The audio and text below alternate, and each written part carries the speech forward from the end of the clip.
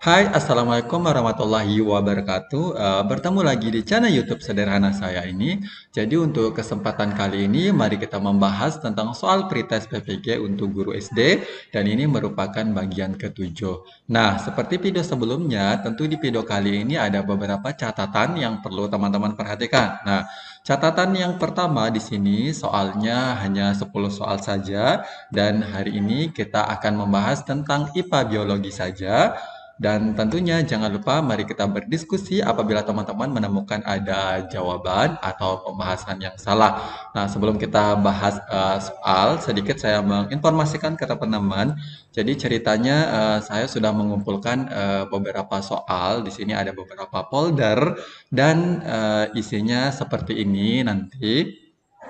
Kemudian nanti di setiap foldernya tentu ada isinya dan kita sedikit atau saya bocorkan sedikit tentang isi dari soal dan pembahasan di folder ini.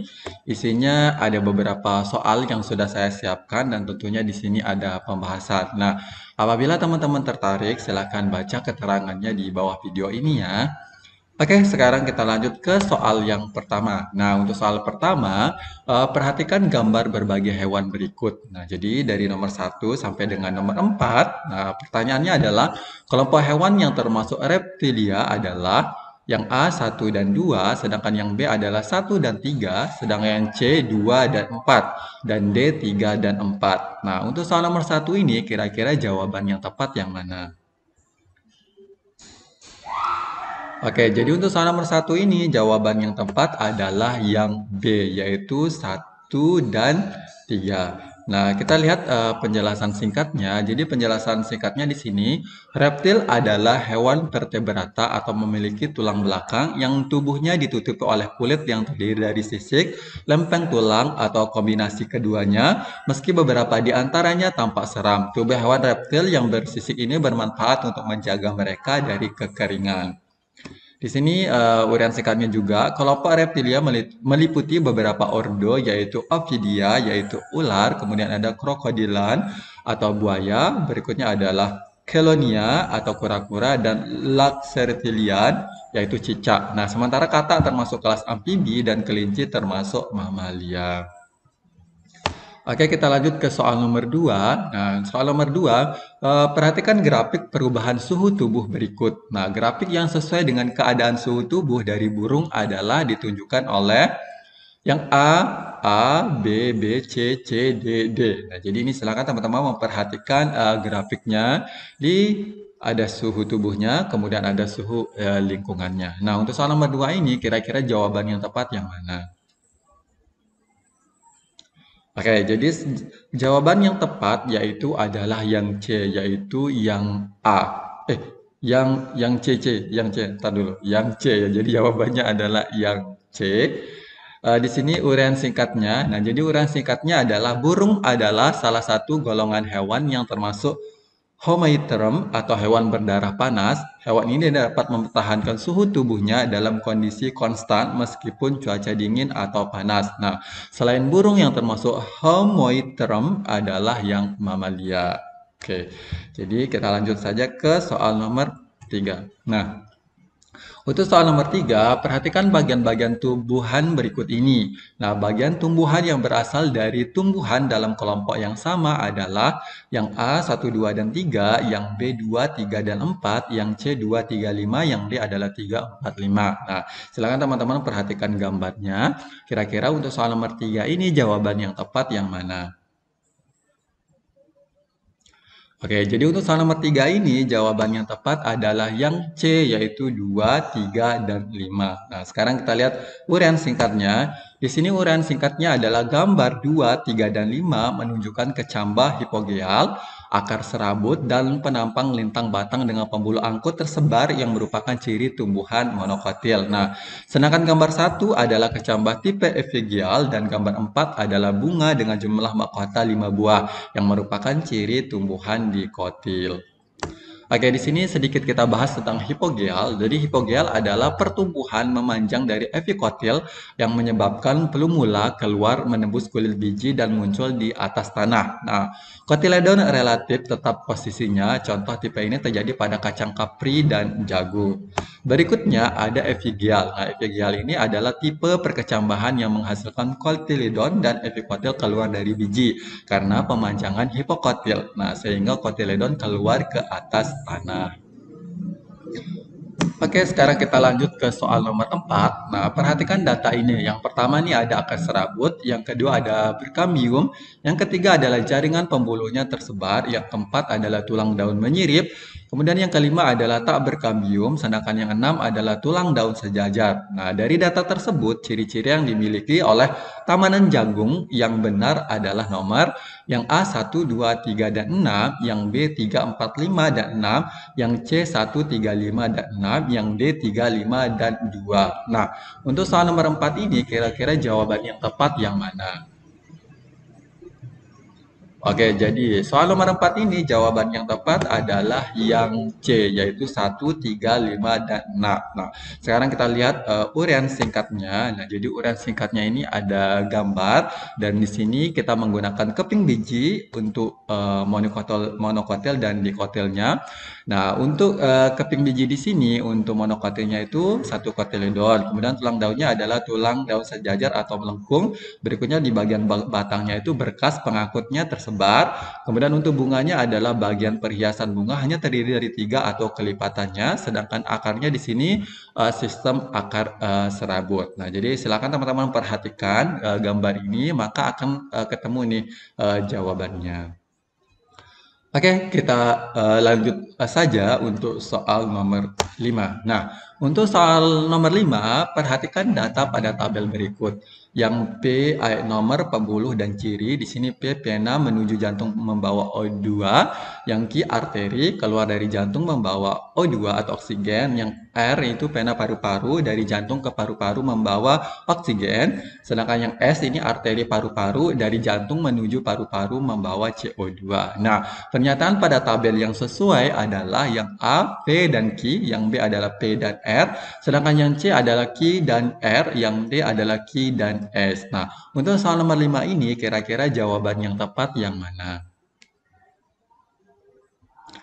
Oke, jadi untuk soal nomor 5 ini, jawaban yang tepat adalah yang D, yaitu Q dan S. Nah, sekarang kita lihat nih uraian singkatnya. Jadi di sini uraian singkatnya adalah pembuluh darah dapat dibedakan atas arteri dan vena.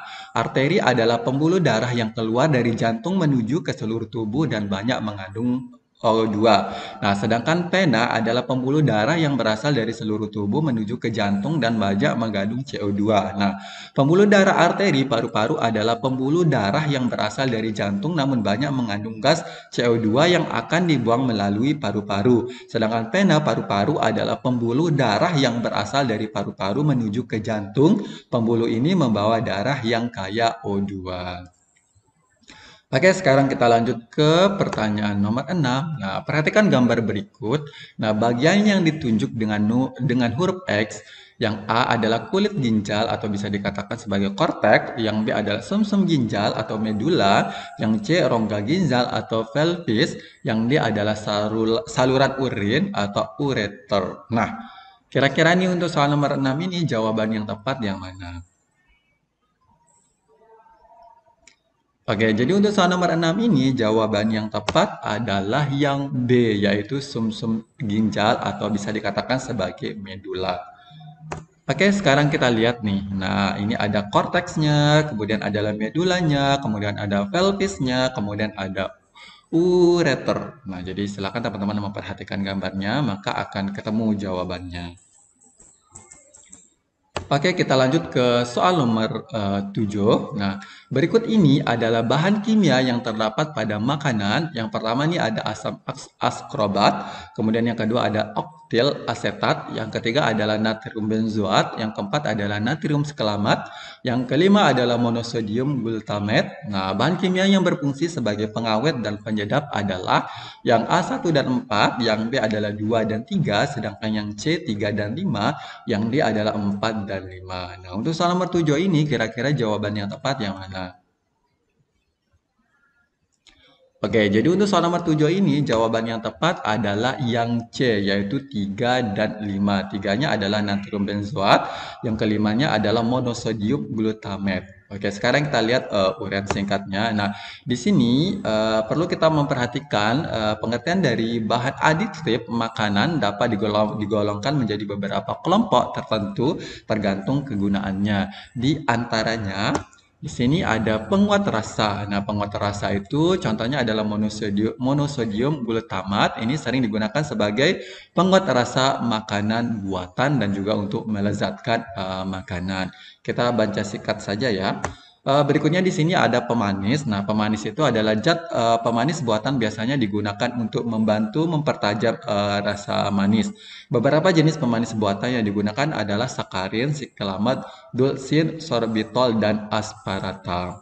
Oke, sekarang kita lanjut ke penjelasan berikutnya. Di sini ada pengawet. Nah, ini adalah bahan pengawet adalah zat kimia yang dapat menghambat kerusakan pada makanan karena serangan bakteri, ragi, dan cendawan. Nah, contohnya di sini ada bahan pengawet adalah natrium benzoat, natrium nitrat, dan asam sitrat, dan asam sorbat.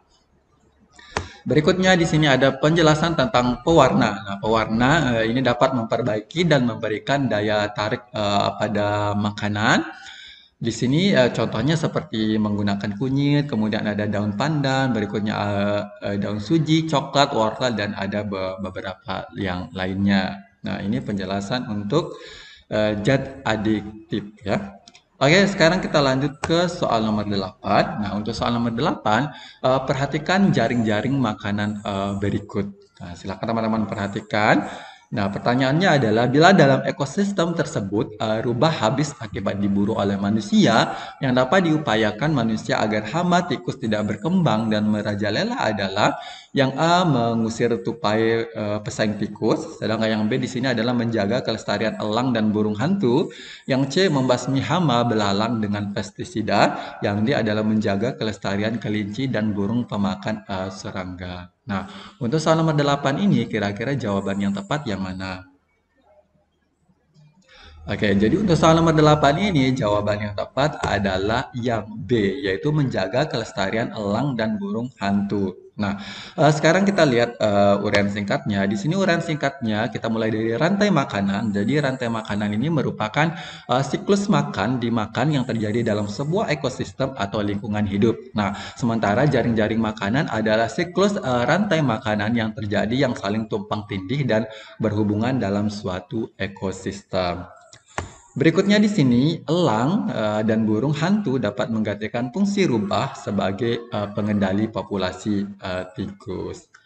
Oke, kita lanjut saja ke soal nomor 9. Nah, untuk soal nomor 9, kondisi air sungai yang berada di kota besar sangat memprihatinkan. Warna airnya hitam, bau tidak sedap akibat tercemar limbah rumah tangga maupun limbah industri. Usaha yang dapat dilakukan oleh anggota masyarakat untuk mengatasi pencemaran tersebut adalah yang A ini melarang penggunaan deterjen di rumah tangga, sedangkan yang B adalah menutup pabrik pembuat makanan kemasan kaleng, yang C adalah membuat saluran pembuangan limbah rumah tangga, yang D adalah membuat undang-undang anti pencemaran air. Nah, untuk soal nomor 9 ini jawaban yang tepat yang mana? Oke, jadi untuk soal nomor 9 ini jawaban yang tepat adalah yang C, yaitu membuat saluran pembuangan limbah rumah tangga. Kita sekarang lihat uraian singkatnya. Jadi uraian singkatnya di sini, pencemaran lingkungan atau polusi adalah suatu proses masuknya zat yang berbahaya ke dalam lingkungan dalam jumlah yang cukup besar. Nah, penyebab terjadinya pencemaran lingkungan adalah aktivitas manusia yang tanpa disadari dapat membahayakan kehidupan makhluk hidup di sekitarnya. Di sini juga penjelasannya, melarang penggunaan deterjen sangat sulit karena belum ada peraturannya. Berikutnya adalah menutup pabrik membuat makanan dalam kemasan kaleng juga sulit karena berhadapan dengan banyak kepentingan. Sedangkan membuat undang-undang adalah bukan urusan anggota masyarakat. Nah, sehingga langkah yang paling tepat adalah membuat saluran limbah dalam arti mengelola limbah tersebut. Oke, kita ke soal nomor 10. Nah, perhatikan grafik berikut. Nah, grafik yang menunjukkan hubungan antara kebutuhan air bersih akibat pengaruh peningkatan populasi manusia di perkotaan adalah ini keterangannya yang X adalah kepadatan populasi manusia, yang Y adalah kebutuhan air bersih. Nah, silakan teman-teman yang memperhatikan grafiknya mulai dari A sampai yang D. Nah, kira-kira nih untuk soal nomor 10 ini jawaban yang tepat yang mana? Oke, jadi untuk soal nomor 10 ini jawaban yang tepat adalah yang A. Nah, jadi di sini catatannya, teman-teman perlu menganalisis ketika teman-teman menemukan ada soal yang berupa grafik atau tabel atau beberapa yang lainnya.